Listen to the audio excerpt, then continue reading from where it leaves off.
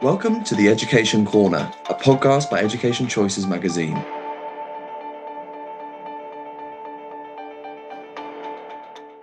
Education Corner podcast would like to welcome Mr. James Priory, Headmaster, and Mrs. Ruth Davis, Director of Global Futures at Tonbridge School in Kent. Tonbridge School is renowned for providing a world-class education for boys aged 13 to 18. The school has a distinctive mixture of boarders and day pupils from a variety of different backgrounds. Boys are encouraged to be creative and intellectually curious, to approach new opportunities with confidence, and to develop leadership skills. Exam results at GCSE and A-level are outstanding, with boys taking up places each year at leading universities. The school has a strong community ethos and a vibrant programme of co-curricular activities. James has been head at Tonbridge since August 2018 and brings a wealth of experience to the role, having previously worked at Bradford Grammar School and then gone on to be head of English and headmaster at Portsmouth Grammar School. James is also a governor at several schools and has worked as an ISI inspector, a member of HMC's Education Committee. Ruth has worked across the education sector for more than 25 years, specialising in careers and higher education. Her roles have included IB curriculum development, AQA EPQ moderator, and IB senior examiner, as well as being an accredited counsellor, registered career development professional, and holding an MA in career guidance and development. Gosh, what a long list of attributes. It's such a pleasure to have you on our podcast. Thank you very much. Thank you. Tonbridge has been known for a very long time as a top British boys' boarding school. How have you seen the school evolve over recent years? Perhaps James. No, thanks, Chloe. Well, as you say, I've been lucky enough to be here for getting on for 8 years now, and obviously a lot happens in a day and in a week in a school like ours. But certainly in that time, a fair bit has happened, and it's nice to have this chance just to reflect on it. I think when I joined the school, it's fair to say there'd been under my predecessor a lot of facility development, and realising the benefit of some of those facilities, like the new science centre we have, has been an amazing experience over the last few years. We've also, I suppose, then had the opportunity to really think about the people in the school as well as the buildings and the spaces we have. And one of the things that's developed has been our Foundation Award programme, and expanding that so that we offer far more means-tested places now. We have about 69 boys currently at the school on significant support. So that's been quite a key change for us in the last few years, and raising the profile of that. I'd also say, though, that as looking to sustain the boarding ethos of the school and its rich co-curriculum, at the same time, alongside that, we've also wanted to elevate and enrich the academic and intellectual side of the school. And so we've done a lot of work about developing the super curricular program that the boys have, not just what's happening in the classroom, but what's happening outside and beyond that to really deepen their learning. And the last thing I'd say, probably if I was to pick out kind of three things where I think the school's really developed, would also be the curricular kind of innovation. And sometimes I think as independent schools, we forget how much we do actually in terms of kind of thinking creatively about what we actually teach and the way we approach it, and enjoy the freedom that we have to do that. And certainly over the last few years, we've relaunched our sixth form curriculum. We've brought in subjects such as the extended project qualification, which actually Ruth is expert in and leads on. We've also developed non-A-level language courses, embedding the pastoral education, and just looking ahead to next year, we're launching film actually as a kind of as a creative subject in the sixth form program to develop storytelling skills. So there's lots of really interesting things happening whilst maintaining that traditional kind of ethos that you described at the beginning. And do you have anything to add to that, Ruth? I mean, I've been here 4 years, and I would say that sort of in the last 4 years, I think it has been that growth of super curricular extension activities that are open to the boys, and the range of them, and the variety of things, from community to science research to music groups, and every boy gets involved. And I think that's what makes Bridge unique. Yeah, I even saw it when I was there. It was kind of such an integrated community as you went round. Tonbridge School's motto is Only Connect. Could you tell us more about the meaning of this motto and how it influences your global outlook at Tonbridge, because it is a very global community? Yeah, it's a really interesting question, because we have a kind of an official motto, I should say, Deus dat incrementum, the kind of God gives the increase, and that still remains important to us. But actually what has developed has been this kind of unofficial motto, and it was already kind of circulating when I came to the school, but it's been lovely to kind of perhaps unpack a bit more what does that really mean, which is this phrase, only connect. It didn't come from the TV show. I think we've got a shared source, and that source is a former Tonbridge pupil, the writer and thinker, E.M. Forster. And that was his phrase, only connect, he created it really as an epigraph in his novel Howard's End. But the idea, I suppose, in the sentiment of it is that it's about connecting mind and heart, about being whole as an individual, but it's also a kind of challenge and an invitation to connect more widely in terms of relationships as well, and looking for a kind of unification, both as a person and the community you're in. So what has that meant for us? So we've been thinking really around the development of fine minds, good hearts, and both of those elements being important. And then also thinking about not just the intellectual and social connections the boys make in their time here and their school education, but also obviously the connections they make at a local community level and increasingly at a global community level too. So it's been a very powerful phrase for us. And I'll be honest, we were really delighted in our most recent inspection when the inspectors actually they identified two significant strengths about the school. One, they said, was the development of the sixth form curriculum and what that was achieving, the enrichment. And the other one was the extent to which the boys were developing their confidence, teamwork, leadership through the community engagement they had. And for us, that really was mind and hearts coming together. So Only Connect's been really important for our development and will be as we look ahead. It's very interesting, isn't it, how it's kind of evolved.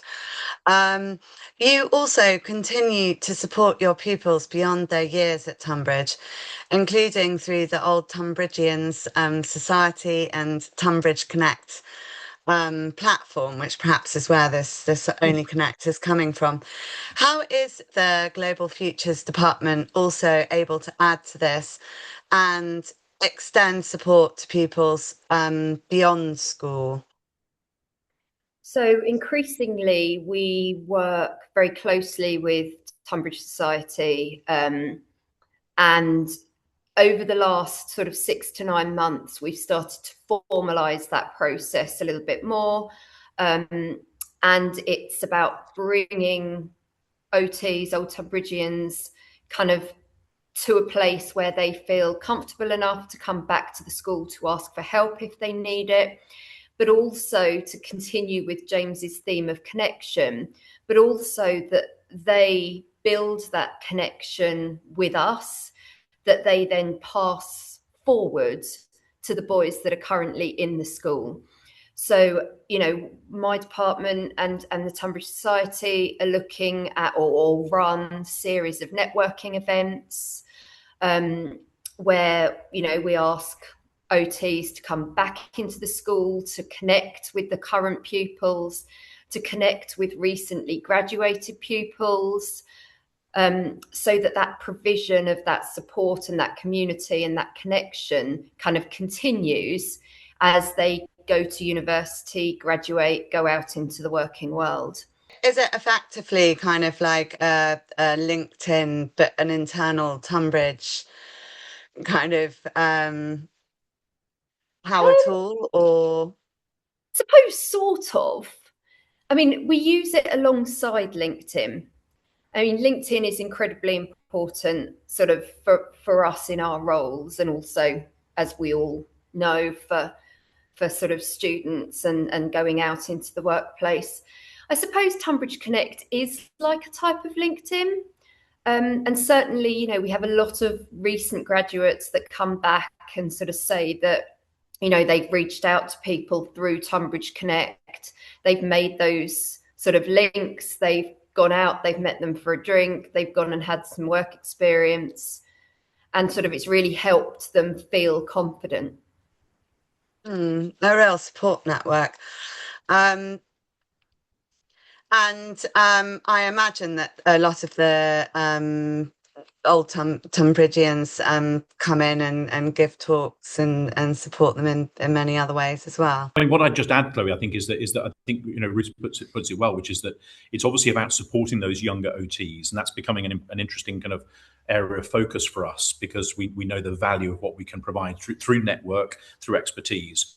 But as Ruth was saying, the really important point is that they are also themselves an amazing learning resource to inspire and inform our current pupils, and they enjoy sharing those experiences, the challenges they've had, changes of heart, changes of direction, is really useful for our boys currently to hear about and learn from. So panels typically involve people who are been very successful in their careers, really well established, who've got lots of wisdom to offer, but also those at the cutting edge of establishing themselves. And I think and it's something that we are discussing more and more with parents. But I think parents obviously are choosing a school because it's the best option and it gives them the strongest academic potential. But also, I think a big concern is what they're going to do and their employability going forwards in the future. And I think that's something that all of us are discussing much more than perhaps ever before in today's world. As an all-boys school, how do you feel, James, is probably directed best at you, how do you equip the pupils for going out into a co-educational world? I think we've discussed this before when you were on the podcast before, but it is important, obviously. Yeah, and it's something we're not complacent about. And obviously, we think creatively about this regularly, because the experiences that we give the boys are really designed, first of all, to encourage them as individuals to develop their own individual interests and passions, and to develop those fully and have confidence in those choices that are not therefore being determined by a kind of what they might assume is a societal norm or some kind of gender influenced choice. We want them to enjoy what they as people, individuals, really want to enjoy. It's back to only connect mind and heart, be complete in yourself.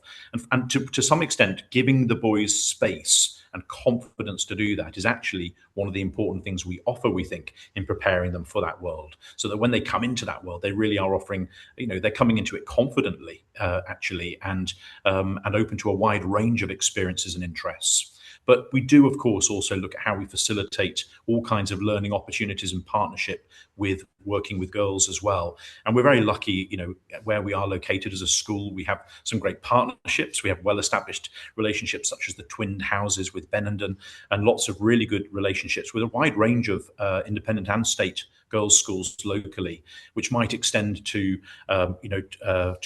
Duke of Edinburgh award expeditions being done together, going on trips together. Perhaps increasingly what we're also seeing is actually, particularly in the kind of sixth form stage, are opportunities for conferences and festivals and so on, where the boys and girls are presenting alongside each other, debating Model United Nations. I mean, university conference might be an example that you run, Ruth. Yes, so we get sixth formers from all of the local schools, both independent and state, together to sort of discover a little bit about what studying at university is like. So essentially it's academic extension and enrichment and discussion and debate. And it's done sort of through the different subjects, but actually it's all about doing exactly what James was saying, exactly what you were saying, Chloe, getting them to talk to each other, to negotiate those sort of relationships with people that they don't know, to meet sort of different students from different schools, different backgrounds. Exactly. Yeah, we're increasingly doing quite a lot of work with all of the sort of local schools, and bringing them together, bringing the students together as much as we can. Absolutely. And how can students differentiate themselves in an increasingly competitive market, and how do you support them to develop the key skills that they'll be required to be able to do so?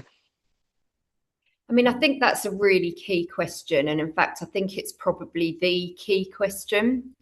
That idea of differentiation from every other applicant that also, you know, has excellent academic credentials is sort of one of the key problems, I suppose, if you like, that we well, and now with the 3 questions on the personal state, it gets harder and harder, doesn't it? It does. And in a world where we know AI is assisting applications, it's also assisting selection processes. How does the human come through in a distinctive way?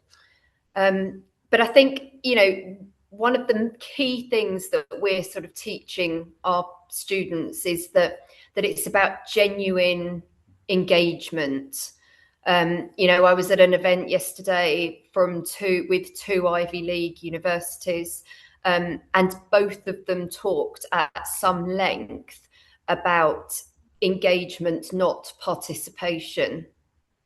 And actually, that phrase has really stuck with me, and it really resonates with, I think, everything that I say to the boys right from when they arrive in Novi, which is, it's not about collecting badges, it's not about collecting the honours or ticking that box. It's about genuinely finding something that you love and wanting to share that with whoever it might be that you're telling about it. A huge amount of what we do with the boys, particularly before they get to the 6th form, is about exploring, discovering, giving them the confidence to have a go, to make a mistake, to fail at something, so that they can then kind of decide what actually they do want to do or what they are interested in. So in terms of how can they differentiate themselves, it is about skill development, and it is about equipping them with the skills that they need to be able to change at the drop of a hat. Because, let's face it, the world looks completely different now to how it did 10 years ago, and is going to look even more different in 10 years' time. You only have to open the newspaper and see that, we're preparing students now for careers in sectors that currently don't exist. And actually, we can't equip them for that. But what we can do is equip them with the skills that they need in order to survive and in order to grow and develop. So those core skills, like you said, being versatile, being resilient, being flexible, being open-minded, kind, compassionate, empathetic, they're the skills that I think Tonbridge develops really, really well. And also giving them, like you were saying earlier on about the film, giving them access to a whole range of different skills and opportunities. And then that will help them in the long run hone in, one hopes, on specifically something that they are very, very interested in. For many young people, choosing their next steps beyond school can be very daunting and difficult task. How can you help a child who perhaps doesn't know? I mean, my daughter wanted to do something like 6 A levels, I think. She didn't know what she wanted to do. How would you tackle that scenario? Well, I'm going to leap in actually, only because it is a really interesting challenge. But obviously Ruth will have some experience to share as well.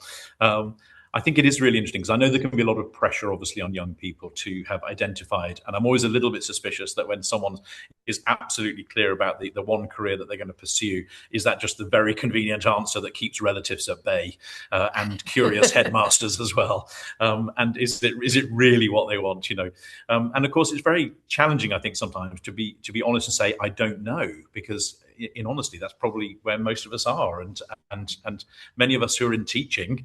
And I'm a great fan of the profession, and we've got some amazing people. I'm sitting next to one, and I've got plenty of others in my common room here, who've done amazing things in different spheres as well as in the classroom. Nonetheless, I suppose we've all learned probably a degree of flexibility and agility in finding ourselves in education and sharing experience as well as passions from elsewhere. So, I think one of the things I would want to just say really clearly is about remaining optimistic. I think there is a lot of doom mongering at the moment, and I understand it. There are serious challenges, we know, about graduate recruitment and the increasing competitiveness, the uncertainties created around technology, of course. But actually having a fundamental optimism, that actually what they're discovering a love of doing and learning here is going to be relevant and can be kind of applied in interesting ways, even if that's not yet clear. And just to be confident about kind of pursuing what you enjoy and doing it well to a high standard, and actually that your path will open up. So first of all, just not losing that sense of optimism and encouragement, I think, rather than this pressure to somehow define yourself far too early and in too narrow a way. So keeping doors open is probably one important thing I would say. For perhaps Hanover, I would also say we've been looking at not just at how you think about the relevance of your experience at school and how you can look at the skill development that Ruth was talking about and identify that, but also we've been looking at where we can give opportunities for the students to actually try some real life, real world kind of problem solving. And actually, for example, I'm thinking design technology, where they've worked with the producer Mira, who make bathroom showers and so on, who set design challenges for them and coming up with solutions which they then had to present to senior figures in that company, which have now resulted very generously in the award of some scholarships to go to Savannah College of Art and Design. Amazing. So impressed were they. Film we've touched on, and we've got a group of boys at the moment who are pitching to an advertising company an idea for a particular travel proposition that they were given as a challenge, and if they're successful, this will become an advertising kind of suite of resources and film and so on, and it will happen. So they're in a real boardroom situation, and trying to just obviously we can't create those moments every 5 minutes, but to actually to be able to forge the links to make opportunities like that possible is very exciting, and just shows actually that what you're learning in school can and will be applicable in the future. I think James has touched actually on what I was going to say. I think the main thing that I was going to say was that it is completely and utterly normal to have absolutely no idea what you want to do when you're 17 years old. I'm still waking up. Me too. I say to the boys all the time, I'm nearly 50 and I have no idea what I want to do when I grow up. But that things evolve and things happen, and those real world experiences are really, really important.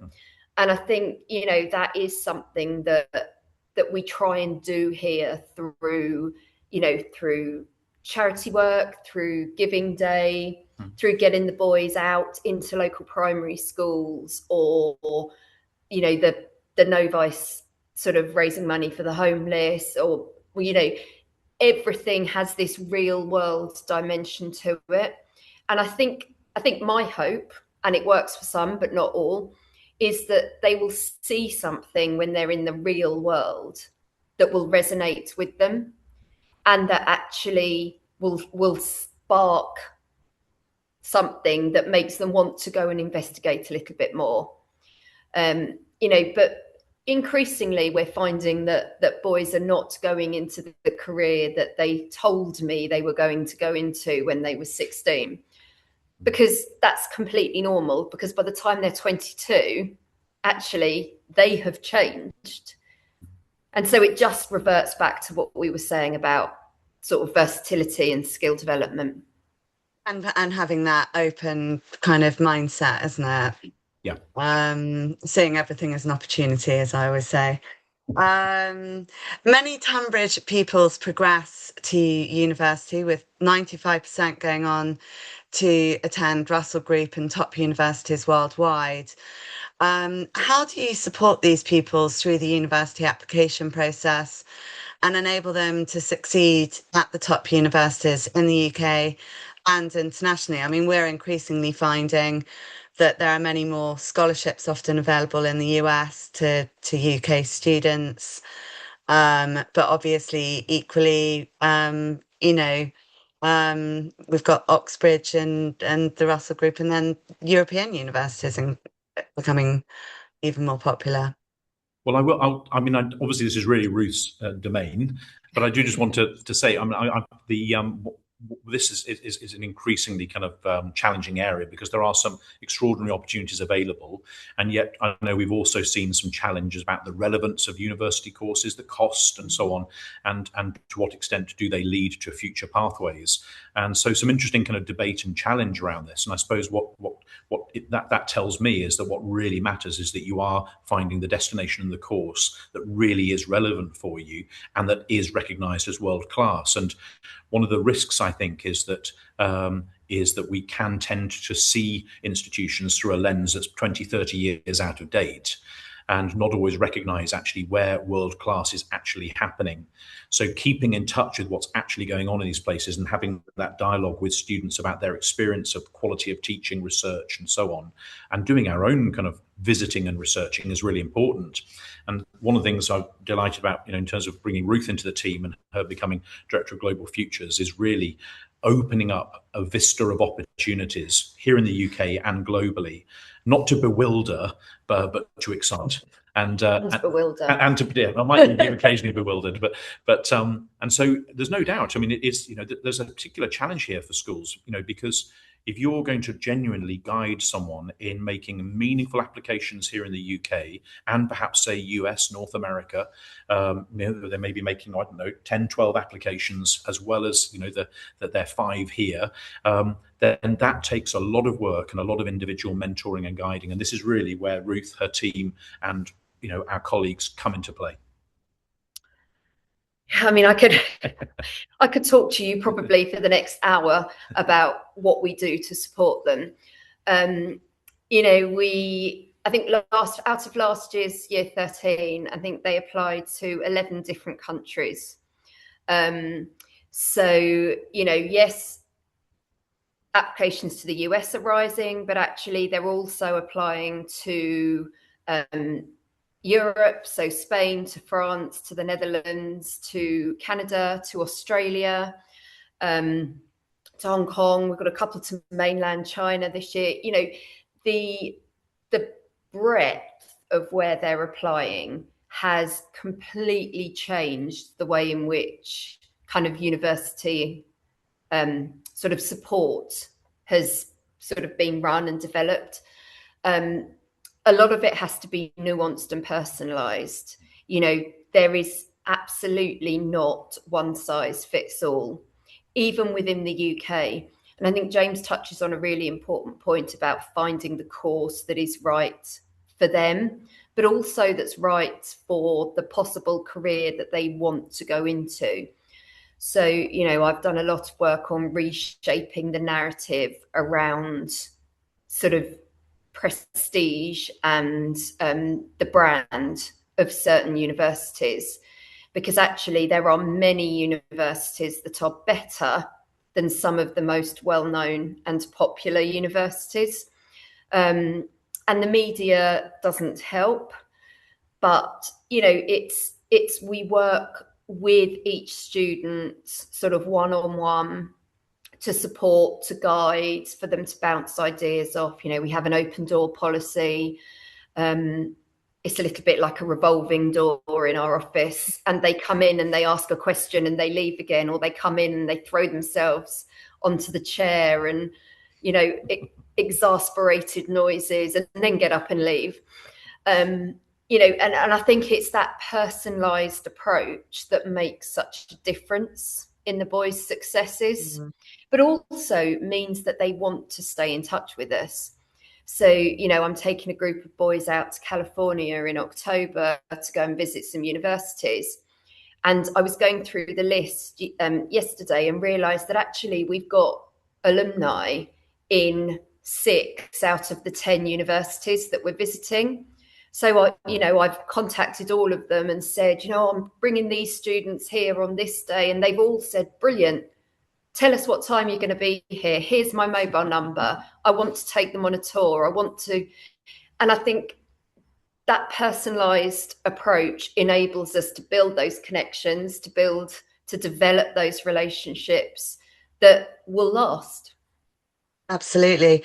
I'm going slightly off script here, but apprenticeships and foundation courses, are these the sorts of things that you're increasingly also? It's something that we definitely, through the consultancy, they're conversations that we weren't having 5 years ago that we're starting to have now. They are on the radar for some of our boys. Foundation years, absolutely. For those boys that want to study art, foundation years have always been a thing. And we have 1 or 2 boys most years going off. In terms of foundation years for kind of access to access to university, independent schools actually struggle with that, because usually there has to be quite significant criteria to enable the student to be relevant. That's not the right word. Eligible. Thank you. Eligible. Yeah. It's often the internationals, I think. It's quite a nice way to kind of break them in. I think I've noticed there's definitely strong interest from our students in opportunities to have a year abroad, a year in industry. Yes. So increasingly looking at the four-year courses, all those where there's really well-established kind of international campuses or partnerships.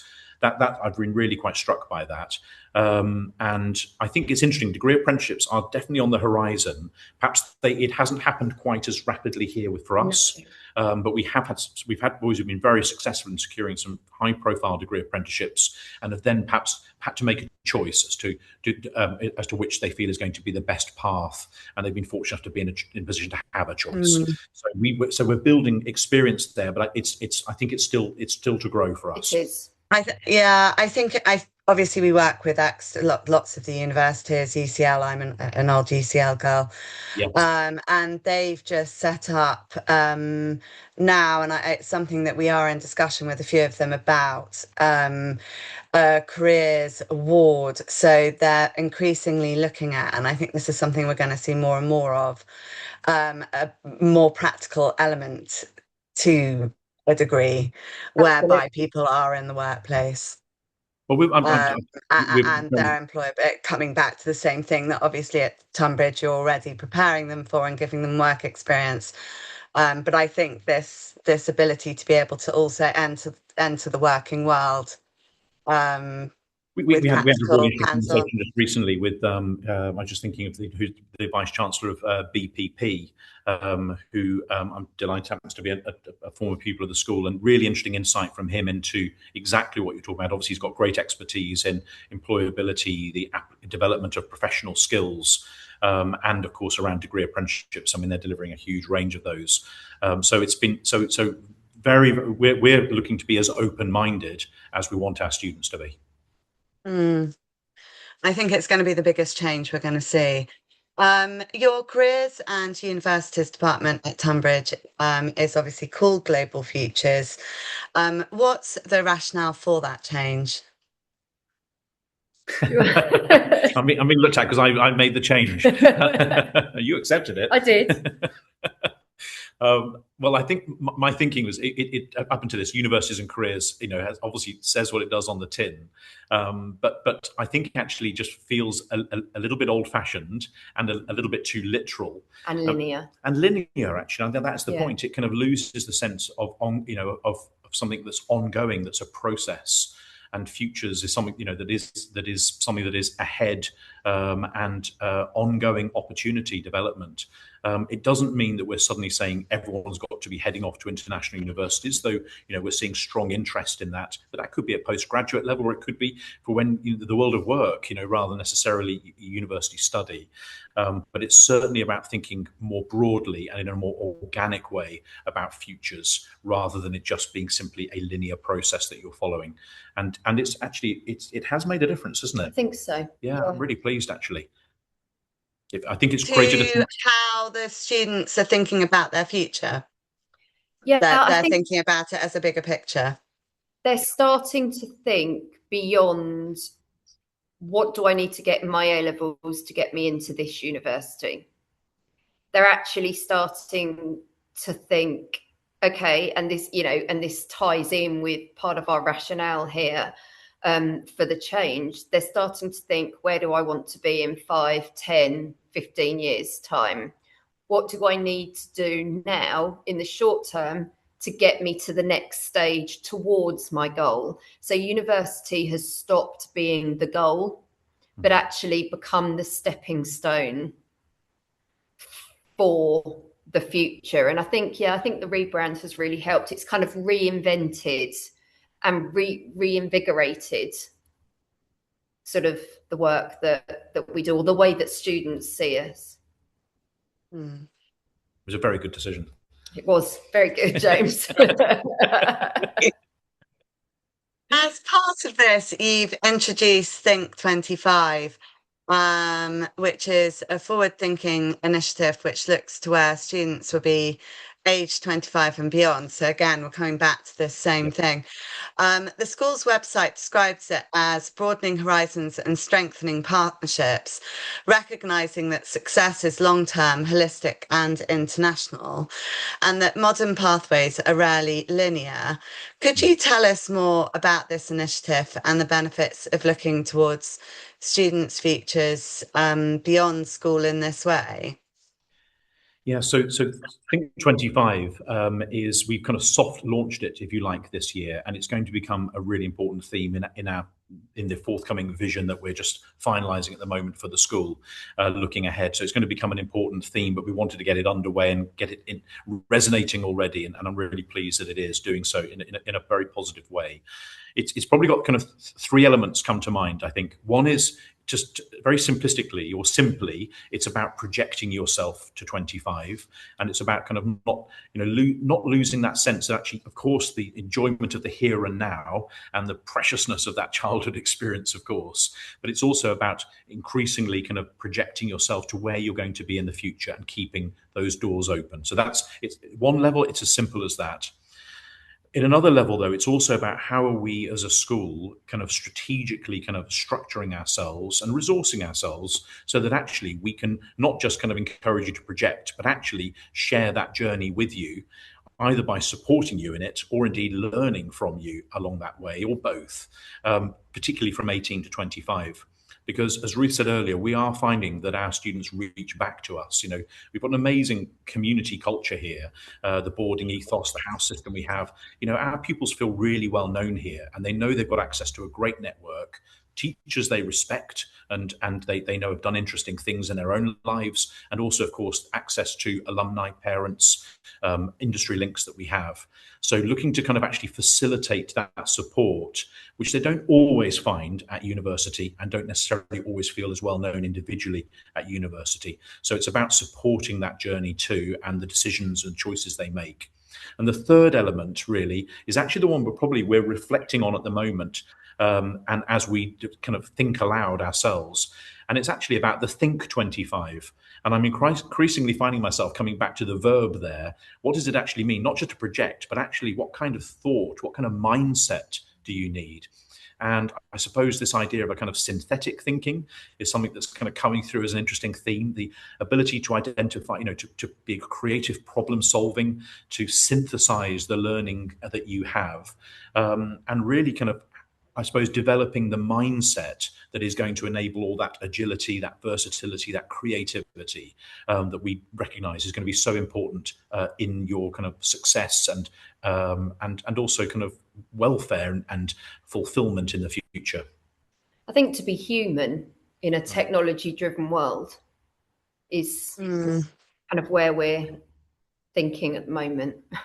And I think what we're working on, therefore, is actually the idea of how do we, you could obviously embed that as a value, but it's also how do you offer opportunities to really develop that thinking and put it into practice. And that could obviously be through your conventional, through your curriculum and applied in that way. But it might also be in some other interesting opportunities or projects and so on that might actually be a way of really kind of developing the think aspect of 25.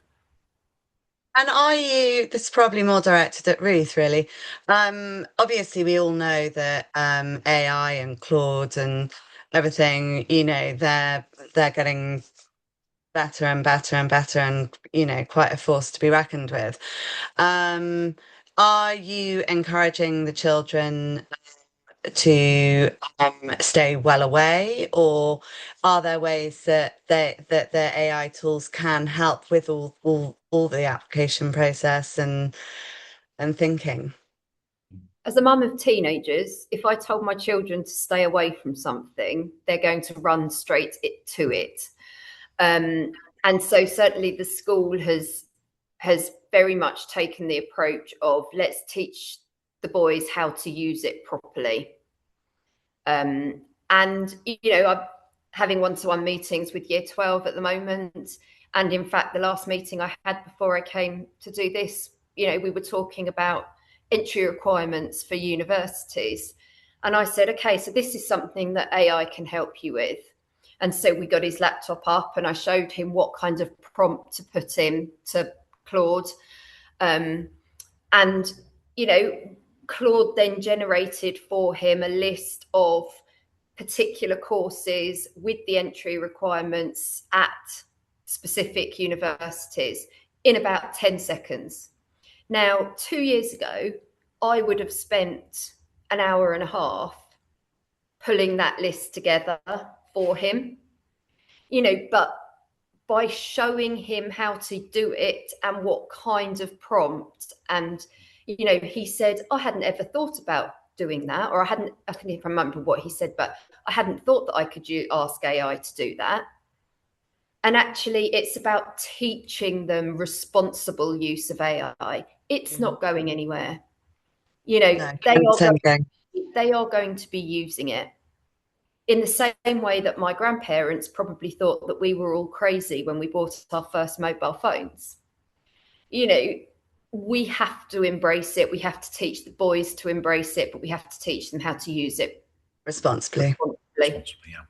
I it's a nice example you've given there, and I think to be clear, obviously we're very aware that we have the this wonderful environment in which we want the boys to interact in person, and of course we have all our kind of management of mobile phones and so on in place. But we also have digital creativity as one of the core courses they study when they in the Novi, the year 9 when they boys join us, and we have an AI course within that, and that AI course is constantly evolving, of course, as AI accelerates. We talk a lot to employers and to people in our own community as to what's their advice as to how to prepare young people for using AI. And there's no easy, straightforward answers yet, except recognizing the reality they need to be able to apply it and use it. And if they kind of done that in lots of different ways and have been able to evaluate it and show where it's had success, but also where they have kind of, almost we've moved from prompt engineering now to kind of more agentic kind of AI is now coming through. But nonetheless, we've got to equip the boys to be able to do that with confidence. But that Socratic approach of asking the right question, getting it to serve you and assist you, means you need to have clarity about what you're trying to do. And the confidence to do that so that you are the one using it and therefore kind of gaining the benefit from it. And that's also, an aspect that you're looking to develop in the boys rather than it simply being something that leads or that they over rely on. So, yeah, it's an evolving area, but we're certainly approaching it in that idea of with an educative approach. I remember back in my day, which gives away my age, sadly, that we had kind of I don't know if you'd remember, maybe James, do you remember the UCAS books? And they were I like remember the youth twice. athletes. Yeah, I bet And you you do. used to, I remember spending hours looking through trying to find a force. And So filling Claude has to be Yeah. saving time. filling in our applications on paper. On paper, absolutely. So how, going beyond that then, how does the Global Futures Department engage with boys throughout their time at Tonbridge? Oh, I mean, it starts from the minute they arrive in the school in year 9. So, you know, for the first couple of years, it's quite a light touch. We do some initial sort of Moresby profiling with them when they arrive at the school in year 9. But the sole purpose for doing it really is to introduce them to the department, to introduce them to us, to get them to start thinking about skills, to get them to start to become aware of the next 5 years as they go through Tonbridge. So aside from that sort of Moresby profiling in Novi, it's about the different experiences. So the real world immersion activities, the community work, the charity, that kind of thing. As they move up the school, obviously the amount of time that we have with them and that they spend with us increases quite significantly. You know, by year 10, they have some seminars. Year 11, again, they have some seminars, a little bit more in-depth profiling to help them choose their A-levels. So we're quite heavily involved in their A-level subject choice through sort of meetings with boys, with parents. And then obviously in the sixth form, that, you know, it really does sort of step up. You know, my department knows every single boy that comes through this school inside out. And every single boy kind of has several sort of meetings with us, gets to know where he can find us, where he can find things. Yeah, and I think it's just being there. You know, we embed it into the curriculum rather than bolt it on the side. I think, you know, some of it's intrinsically woven through everything that Tonbridge is about. Some of it's done in standalone sort of days and extension activities and enrichment. But I imagine from when they start to when they finish, you develop a portfolio. We do. That then kind of can inform any decisions that are being made. Absolutely. Yeah, we do. Finally, I'm going to direct this at James, but obviously Ruth, jump in if you'd like to. What are your hopes and plans for the future at Tonbridge School, and how do you plan to continue to support boys to thrive in school and beyond? And obviously, I'm slightly saying that with a switch by many boys' schools to becoming mixed, you very much are 100% still a boys' school, and I think that's quite important. Well, we're certainly giving a lot of thought at the moment to this kind of strategic development of the school, and it's something we've been thinking about creatively and identifying kind of your strengths and how you want to build on those, as well as obviously responding to the changing, you know, more challenging environment that we see, but, you know, economically and so on. And that and it's important, I suppose, to recognize what makes you distinctive, what are the strengths that you have to offer, and not to lose sight, as I was saying earlier, really, of the innovation that we are fortunate enough to be able to pursue as independent schools. It's our greatest strength. So looking ahead, we are looking to capitalise on the development we've seen in the sixth form, which we know has been recognised both in the outcomes the boys enjoy, but also the quality of personal development they have. We want to really capitalise on that, and I think 25 is going to be a very important creative theme right through the school, but particularly, of course, in that latter stages of their time here, and also as a way of engaging with our wider community. We're exploring kind of potential for international partnerships, and we're excited about that. And it comes back a little bit to some of that kind of global mindset, because we are a school that's got a strong local heart, but also does attract boys from around the world, and of course has alumni who are studying or working around the world. We're actually going to be celebrating our 475th anniversary in 2028. Wow. So that's the school's next birthday, and one of the celebrations of that will be a global reunion around a whole range of global cities. So a kind of virtual kind of reunion, which we're very excited about, just to make the point. We've been talking a lot about sixth form, and of course that progression and destination, but actually it's worth just also reflecting we have a merged prep school with New Beacon in Sevenoaks, and that of course means we've got children now as part of the Tonbridge family from 2.5 right the way through to 18, and we're looking to kind of build further on the integration that we enjoy there, and also learn from that experience about the overall journey of the children, the boys in the school.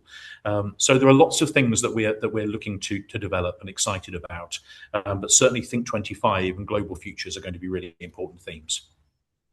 I'm very much embracing the way the world's moving. Thank you so much for telling us so much about the preparation that you're making for university, and for all the exciting developments at Tonbridge School. Thank you. Thanks, Chloe. Thank you.